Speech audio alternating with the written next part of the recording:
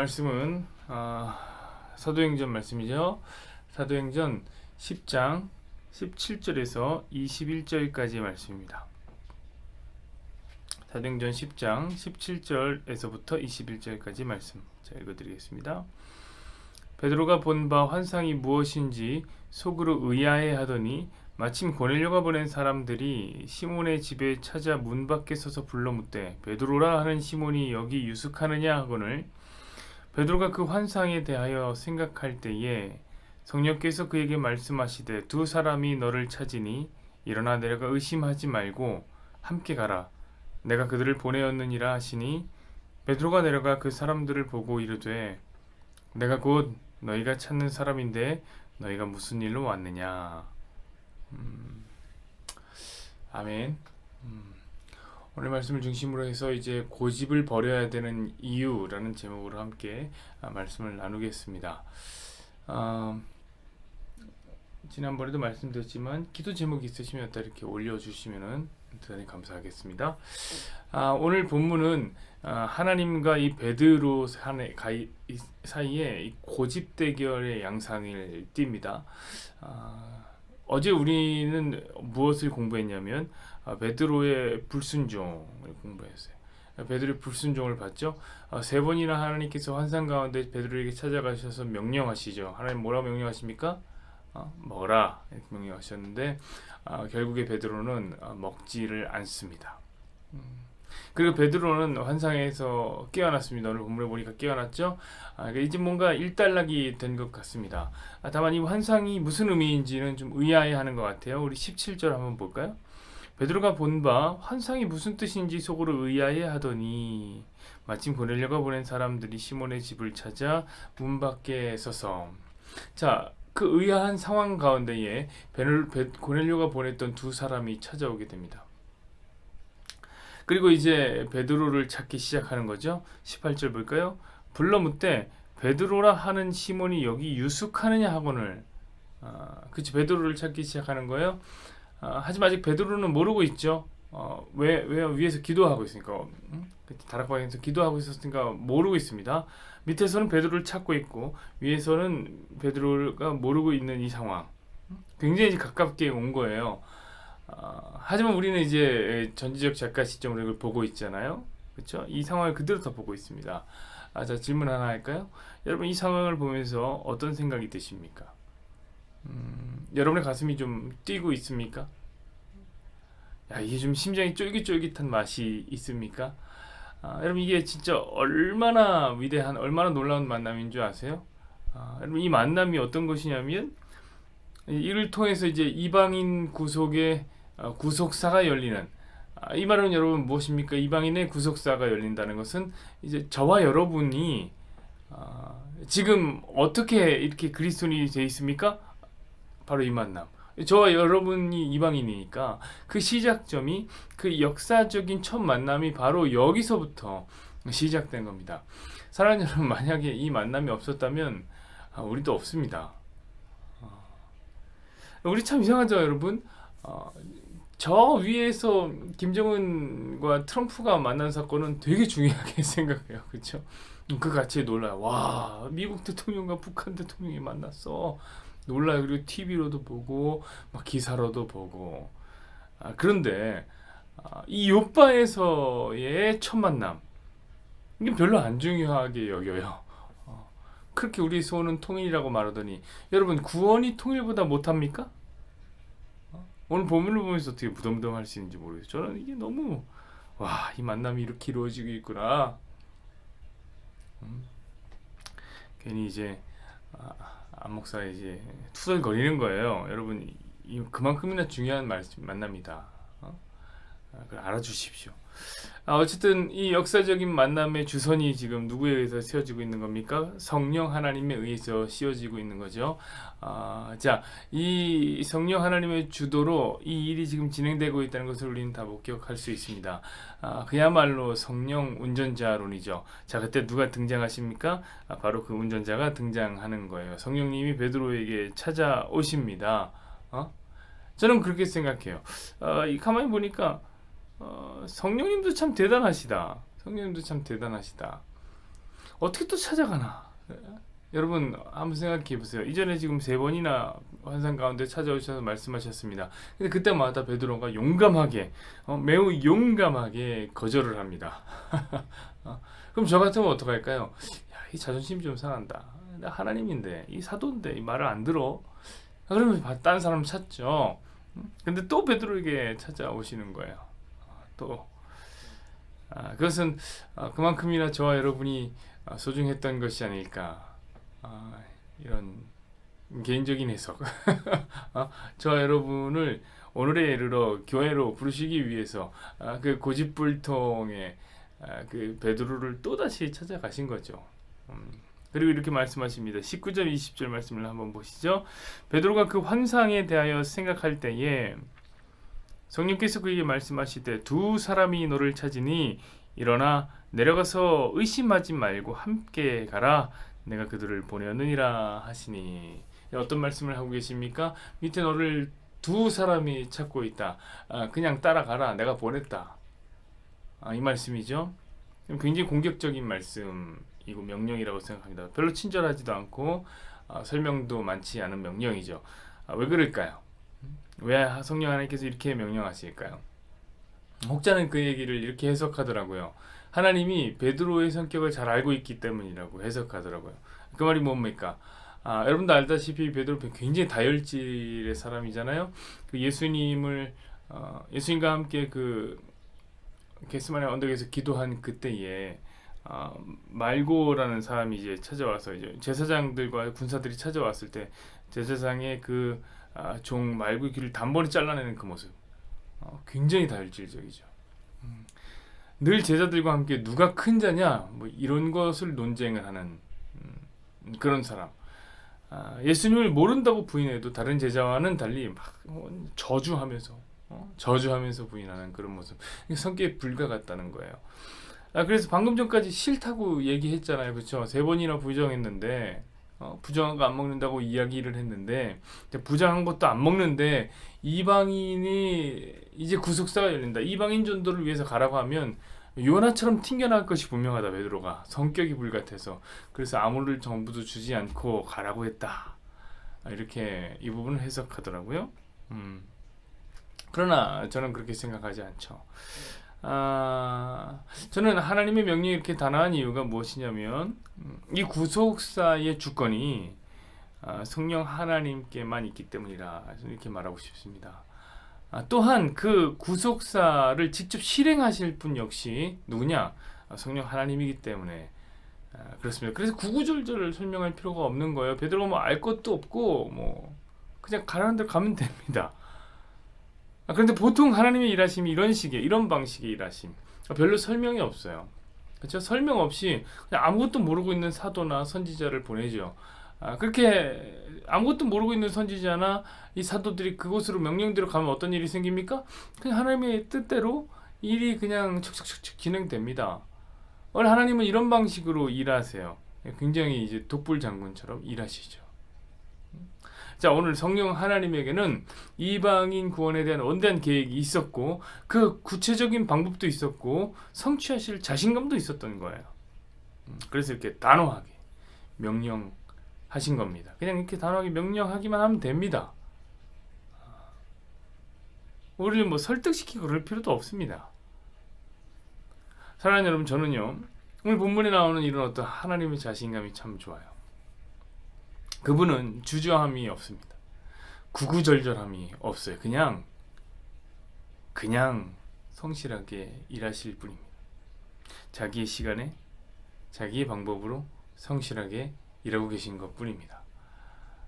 여러분, 저와 여러분이 바로 그 성실함의 결과가 아닙니까? 그 복음의 발원지로부터 수백 마일이 떨어져 있는 우리 이곳에서 예수님을 이렇게 만나고 있는 저와 여러분이 바로 그 성실함의 결과입니다. 자, 그분이 성실하기 때문에 한국 땅에서 복음을 받고 우리는 하나님의 자녀가 된 것이죠. 그러니까 그분의 성실함, 그분의 혹은 불친절함, 그분의 설명하지 않으심, 이것은 문제가 없어요. 근데 문제가 한 가지 있죠. 그것은 무엇이냐면 늘 베드로가 문제입니다. 베드로가 늘 문제예요. 자, 의심하지 말고 그냥 따라가라. 내가 그들을 보냈다. 이렇게 단호하게 말씀하시는 성령 하나님의 벼락 같은 명령이 있었는데 베드로의 반응이 어떻습니까? 그 고집 어디 안 갑니다. 21절 보시죠. 베드로가 내려가 그 사람들을 보고 이르되 내가 곧 너희가 찾는 사람인데 너희가 무슨 일로 왔느냐? 묻는 거죠. 베드로 말합니다. 왜 왔냐? 아니 왜 왔냐? 그냥 따라가지를 않는 거죠. 여러분 어떻습니까? 이런 베드로의 반응은 당연한 반응인가요? 왜 왔는지 정도 묻는 건 괜찮나요? 여러분 저는 이렇게 생각해요. 이렇게 성경에 쓰였으면 얼마나 멋있었을까?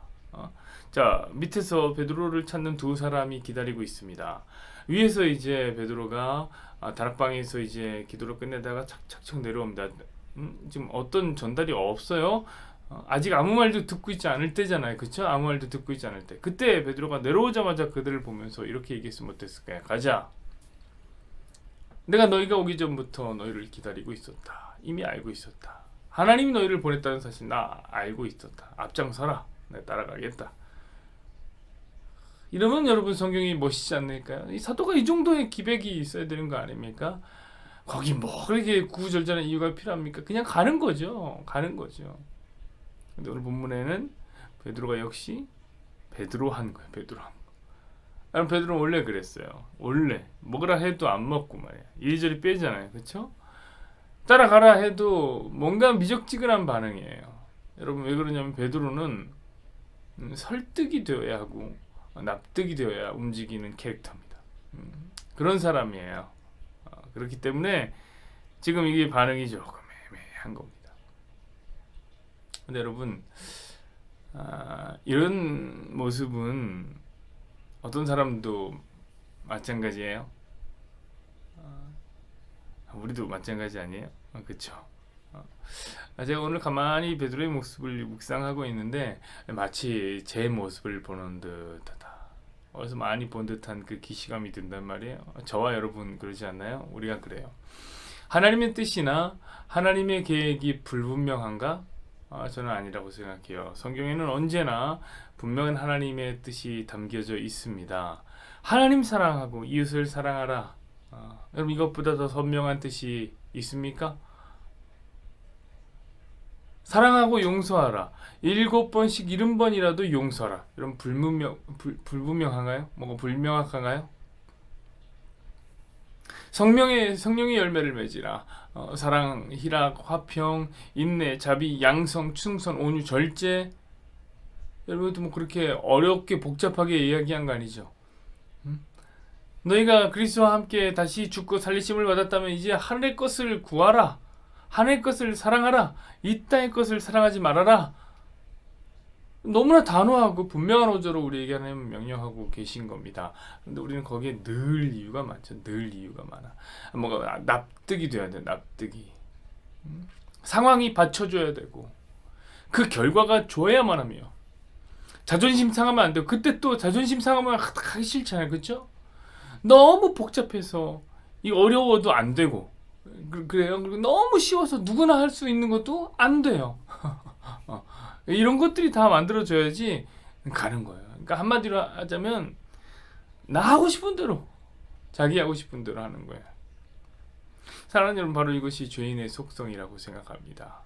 그 완악함, 그 고집스러움, 그 아집, 목이 곧고 순종하기 싫어하고 그런데 인정받고 싶고 내가 통제 가능한 것을 원하는 그 자기 추구의 고집덩어리, 이게 바로 인간이다. 오늘 베드로가 그러한 겁니다. 묘한 고집이 있어요. 여러분 오해하지 마세요. 저는 이런 고집이 그냥 마냥 나쁘다고 말하는 건 아니에요. 이런 고집이 좋을 때가 있어요. 왜냐하면 하나님의 일하심이라는 것은 우리는 그렇게 생각하잖아요. 고집 부리면 안 될 것만 같은데 하나님의 일하심은 굉장히 신묘막측해요. 그래서 때로는 이렇게 고집을 부리면서 우리는 배우게 됩니다. 고집 부리다가 깨닫는 것이 있습니다. 무엇을 깨닫습니까? 내가 얼마나 죄인인가, 내가 얼마나 불가능한 존재인가, 이거 깨닫게 돼요. 여러분 그럼 고집도 좀 필요한 거 아니에요? 그거 깨닫는 게 우리 신앙생활이란 말이에요. 게다가 하나님은 우리가 여러분 그렇게 고집스러운 거 이미 알고 계세요. 그래서 우리가 고집 부린다고 막 벌 주고 우리 죽이고 그러지 않으신다고요. 여러분 베드로를 보세요. 베드로가 무슨 고집 부리다가 무슨 불이익을 받은 게 있습니까? 그런 거 아무것도 없어요. 여러분 그가 예수님을 부인했을 때 혼났습니까? 아니 그냥 두세요. 근데 베드로 한술 더 뜨죠. 예수님을 부인하고 세 번째 부인할 때 닭이 탁 올 때 그 뜨거운 눈물을 흘렸습니다. 그것을 보면서 예수님이 이렇게 명령하셨는데 회개하며 후회하던 베드로가 예수님이 부활하셨는데 예수님이 부활하셨다는 그 사실을 알고도 고집을 부리면서 갈릴리 다시 떠나는 모습을 본단 말이에요. 자, 그런다고 예수님이 뭐 혼냈습니까? 아니요. 찾아가서 손수 밥상도 차려주시고 그분의 사랑을 확인하셨죠. 물고기도 주고 떡도 주면서 바요나 시모나 네가 나를 사랑하느냐, 너나 정말 사랑하니? 본인의 사랑을 이렇게 확인하셨습니다. 그러니까 때로는 우리의 고집불통이 하나님의 사랑을 깨닫게 하는 도구가 되기도 한단 말이에요. 여러분 그러므로 고집을 부린다는 것이 하나님 앞에 마냥 나쁜 것은 아니에요. 저는 그렇게 생각해요. 가끔은 그래 이렇게 베드로처럼 고집 부려도 괜찮겠구나 그런 생각이 듭니다. 그러나 그럼에도 불구하고 제가 오늘 설교의 제목을 고집을 버려야 하는 이유라고 지은 그 이유가 분명히 있습니다. 여러분 아마 그 이유를 들으면 여러분도 그래 이 고집을 좀 비워야 되겠다 이런 생각을 하실지도 모르겠습니다. 여러분 우리 왜 고집을 비워야 합니까? 고집을 부리는 것을 좀 멈춰야 됩니까? 그 이유는 언제나 나보다 성령 하나님께서 훨씬 더 고집이 세기 때문입니다.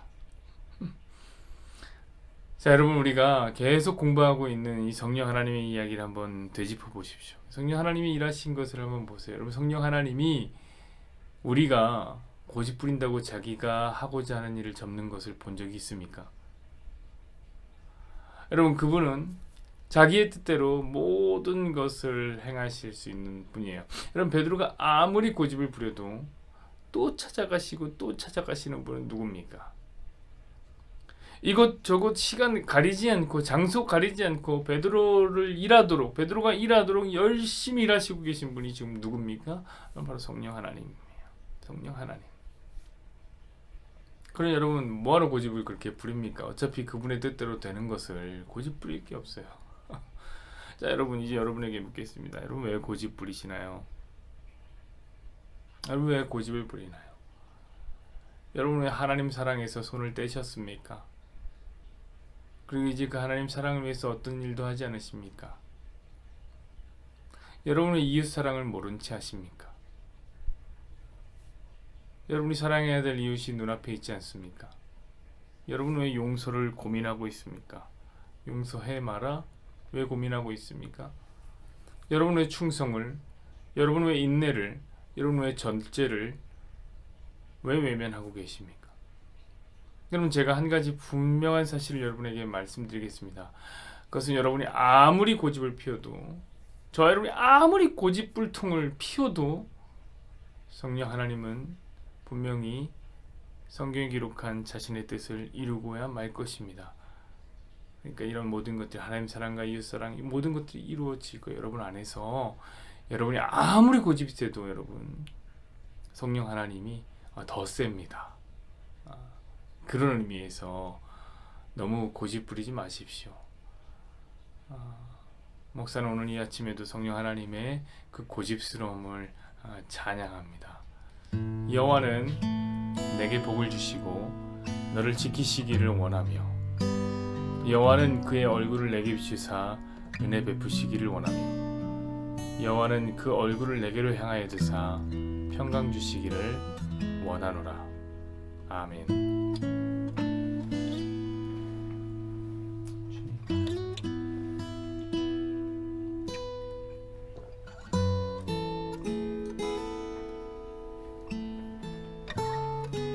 은혜를 베풀어 주십시오, 하나님.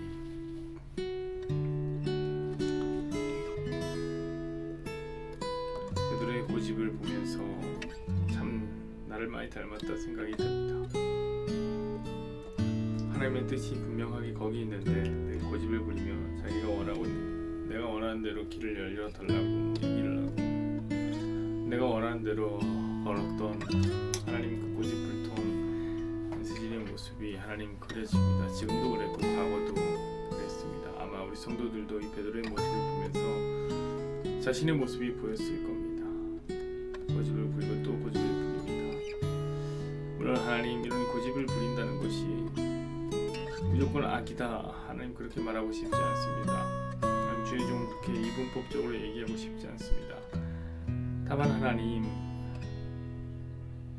우리가 때로는 고집을 부려서 하나님의 선하신 뜻 맞닥뜨리고 우리가 고집을 부리며 하나님의 계획을 깨닫고 하나님의 선하심을 깨닫는 일이 있다 할지라도 그럼에도 불구하고 우리가 여전히 고집을 버려야 하는 이유는 분명합니다. 그것은 내 고집이 아무리 세다 하더라도 언제나 성령 하나님 나보다 더 고집이 세시기 때문에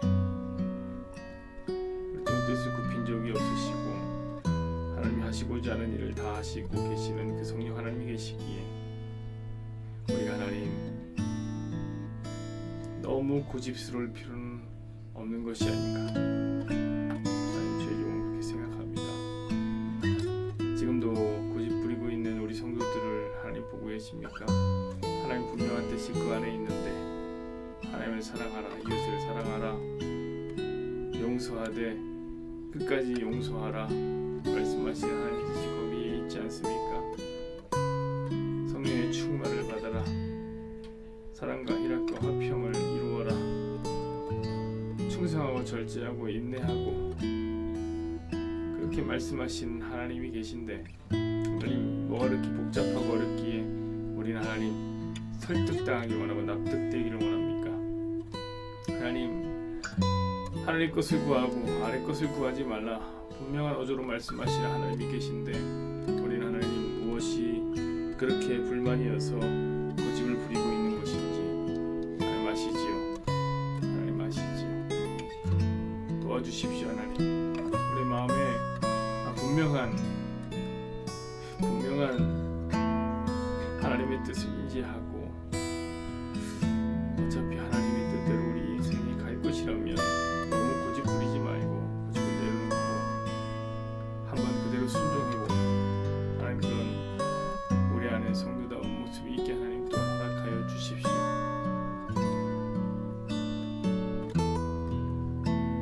하나님의 은혜가 필요합니다. 오늘도 성령 하나님의 그 고집스러움을 주의 찬양합니다. 오늘도 우리 성도들의 삶에 찾아가셔서 또 고집스럽게 말씀하시겠죠. 왜 사랑 안 하냐? 왜 너 주변에 있는 사람 사랑 안 하냐? 왜 네 가족 사랑 안 하냐? 왜 교회를 향하여 냉담하냐? 하나님은 또 말씀하시겠죠. 왜 이래 충성을 다하지 않는 것이냐?